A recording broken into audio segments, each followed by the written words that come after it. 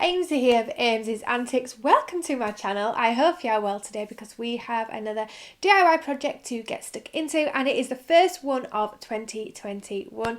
Now, I was a little bit delayed in making this and posting it up because the project took a little bit longer than I envisioned, but sometimes you just got to roll with the project and let it take its time.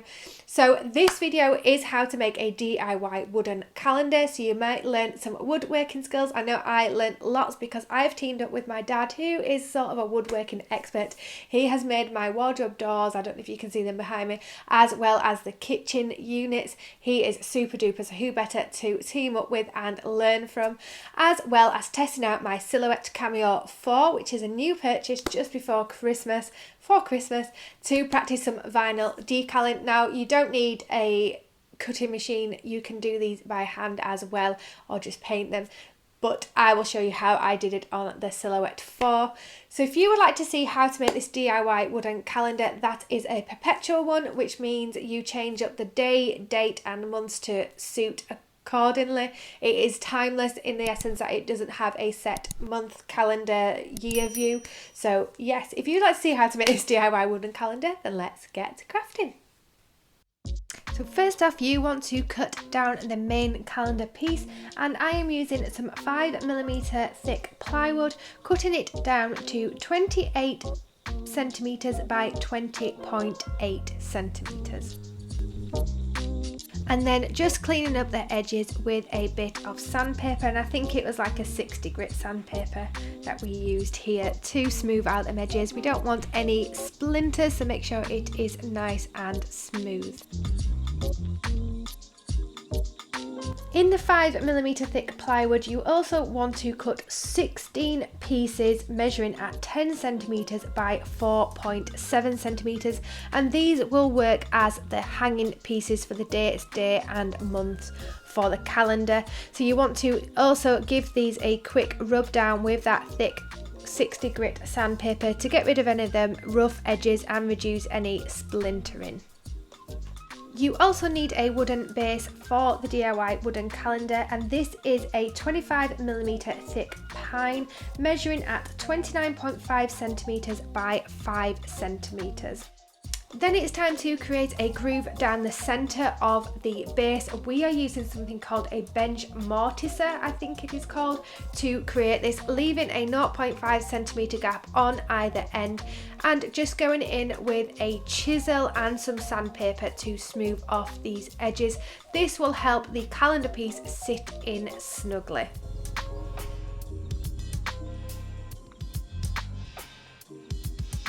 To house the hanging pieces that are not in use on the calendar, we decided to make a compartment on the back of the calendar. So you will need some more of the 5mm plywood and cut out one measuring at 16.5 centimeters by 3.5 centimeters, one at 16.5 centimeters by 6 centimeters, and four at 4 centimeters by 6 centimeters. So then it is time to construct the compartment piece by wood gluing and using an air compressed nail gun to do so. So you want to place the 16.5 centimeter by 3.5 centimeter on the bottom, connect it to the 16.5 centimeter by 6 centimeter front piece, and then finishing off by adding on the 4 by 6 centimeter pieces to create the ends and the individual compartments. Then use some wood glue and clamps to secure it to the back of the calendar piece. You may also need a few nails going through just to secure it in place. And then it is time to assemble the DIY wooden calendar by placing some wood glue into that groove that was made in the base and placing in the main piece of the calendar and clamping it into place, putting in some nails if required. We found that this was still a little bit unstable and wobbly, so we added a bracing piece with some trim style wood, nailing it and wood gluing it in place.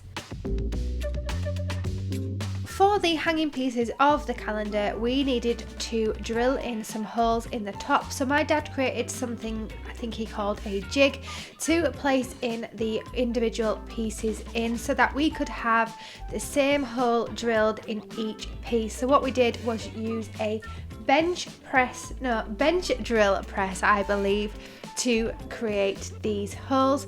So placing in the hanging piece, drilling one side and then flipping it over to drill again.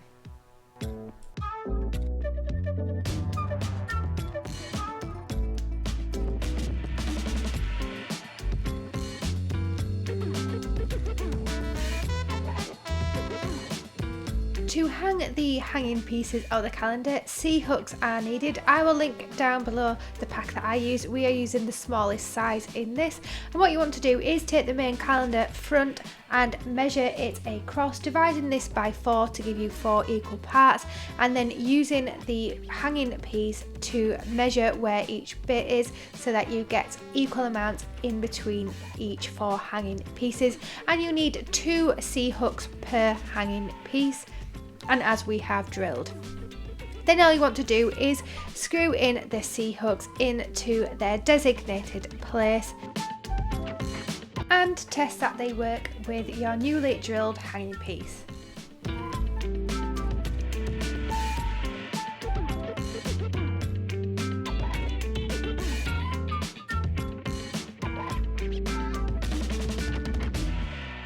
If the ends of the hooks have come through to the back, all you need to do is take a metal file and just file these down so that they are nice and smooth and not sharp anymore.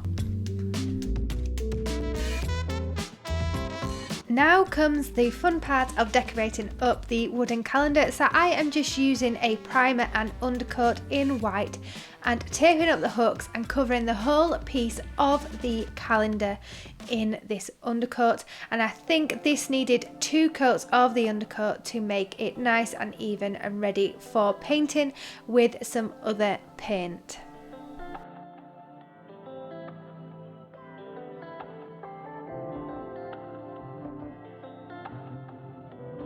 You also want to apply the primer and undercoat to all 16 pieces of the hanging part of the calendar too.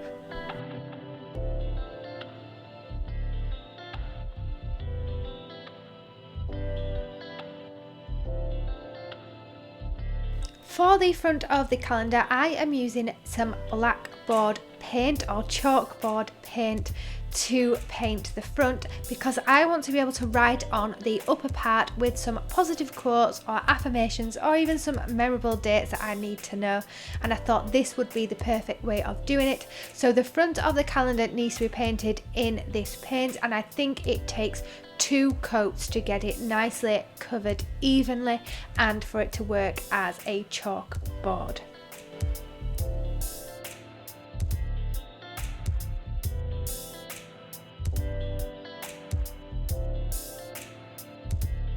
I wanted the hanging pieces to contrast well with the black of the chalkboard finish, so I am using an off-white, I think it's called antique white chalk paint, just to give it a bit of texture as well, and painting all of the sides of the hanging part. So what I did was paint each of the edges and then used a plastic spoon to help secure this down whilst I painted the top, and it just saves you getting paint uneven on the front of the piece.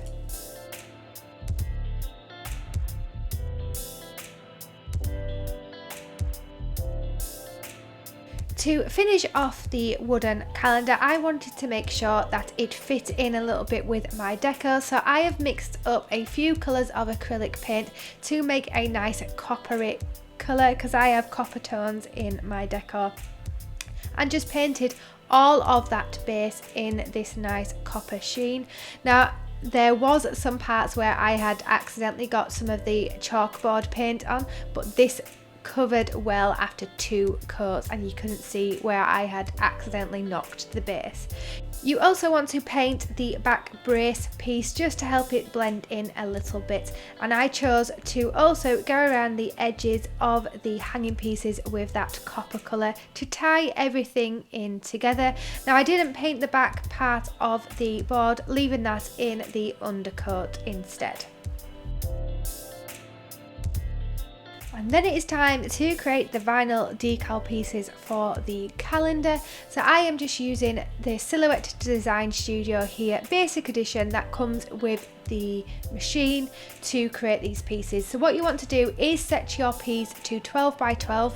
That's the size sheet I had for my vinyl, and using the text box feature to write on the months, the date and the days. So I've written January here, and I am just changing up the font to Clover, I believe, initially. Now this didn't go very well for me, and I actually do change the font later up, but I just wanted to show you some of these fonts. Now you can get these fonts on Font Bundle, I believe it is called, and these are free fonts. And a handy tip is to select the note writing section on the sidebar to create a little note so you can write what each font you are using and keep track throughout the project. Then just resizing the January or the font to the size that you need on the hanging piece. Now the hanging pieces are 10 centimeters, so I did mine about 7 centimeters in length, just so that it doesn't go too far up into where the holes have been drilled. And then you want to just copy and paste this and change all of the wording up to each month. Once you have written all of the months, days and dates, you want to select them, right click and then click weld, and this will just make the pieces stick together better, or like they sort of join together so that it will be cut out evenly. Then you want to send these to cut on the Silhouette machine. So I am opting for this nice rose gold copper vinyl for these pieces, and as you will see, I do change up these colours later on because I do mess it up a little bit. You want to make sure that it's smoothly down onto the mat and then pop it into your machine and send it to cut, and it should start cutting it quite easily. To remove the vinyl, you want to turn it upside down and peel the edge away, and always peel the mat away from the project piece rather than the project piece away from the mat, because this will stop it from bubbling and help you lay it out better. And then it is time to start weeding away the excess vinyl to leave the numbers and words that have been cut out. And as you can see, the numbers worked perfectly. However, the font that I chose to use, and maybe it's just my weeding skills, was a little bit more difficult to do, and I totally mucked them up and they were unusable. So I had to head back to the Silhouette Design Studio to choose some thicker font that would be easier to weed. To make it a bit easier, I changed the colouring of each piece so that I could select which I wanted to cut out from whichever material. So I've done the month in one colour, the days in another colour, and then the dates in another. And as you can see, I've gone for a different colour vinyl and a thicker font for the months. And I did think I had a thicker font for the days of the week. However, when I did come to weed them out, or when they were actually cut out on the machine, they were still quite thin. So I don't know quite what I did, but hey ho. And then it's time to use some transfer tape and cutting this down to size, placing this over the vinyl piece, smoothing this down and cutting down a little bit as well so that it doesn't stick where you don't want it to stick.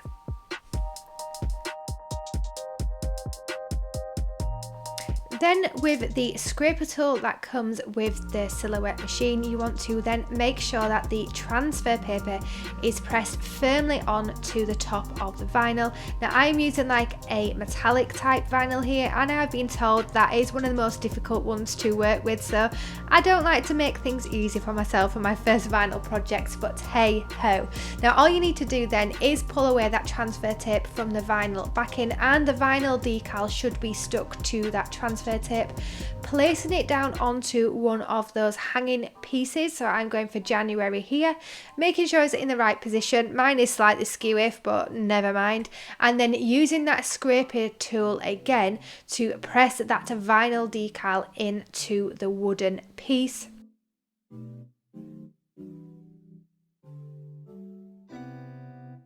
And if you have pressed firmly enough, when you lift the transfer tape off, the decal of the vinyl should then be stuck to that wooden hanging piece. Now what you want to do for the hanging piece is do these double-sided, so January and February would go together, and then so on and so forth. And then we have the numbers, so you want to place 0 and 1 on one piece, 1 and 2 on another piece, 2 and 3 on another piece, 4 and 5 on the next one, 6 and 7, and then finally 9 and 8 together on their pieces. Once all the vinyl has been adhered, you can then hang these on that wooden calendar and write yourself a lovely quote on the top piece, and the DIY wooden calendar is complete. I gotta tell you something I could do. I could be running around chasing you, but I won't, 'cause I got better things to do. Rather spend my precious time chasing somebody who loves me too. If I got $1 for every time you slam the door, I would be the richest girl alive, life. If you hadn't run away every time I asked you stay. So there you have how to make your own DIY wooden calendar. I think this has turned out fabulous. It's bigger than I thought it was going to be, but it needs to be just to have that extra impact. And I love the chalkboard element to the top, so I can change up the quotes from week to week or month to month, however I am feeling, just to have some positive quotes out there to get you motivated for the day. It is perfect for that. And because this is classed as a perpetual, I think that's how you say it, calendar, then this will last for years to come. You don't have to buy a new one ever again, and this can just sit lovely on your desk.